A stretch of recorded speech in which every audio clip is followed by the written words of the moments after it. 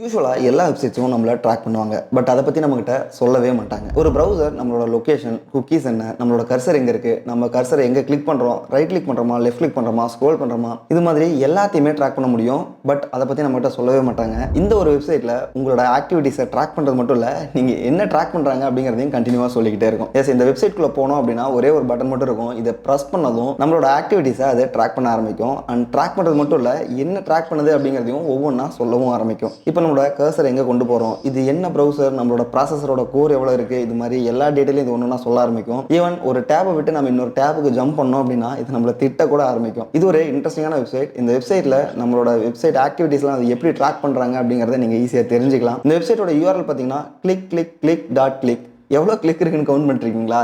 Time waste பண்ணாதீங்க, கிளிக்னு சொல்லி comment பண்ணுங்கள். நானே உங்களுக்கு இந்த யூஆர்எல்லை டிஎம் பண்ணுறேன். இது மாதிரி இன்ட்ரெஸ்டிங்கான கண்டென்ட்லாம் மிஸ் பண்ணாமல் இருக்கும்னு நினச்சிங்கன்னா நம்ம சேனலுக்கு ஃபாலோ பண்ணிக்கோங்க.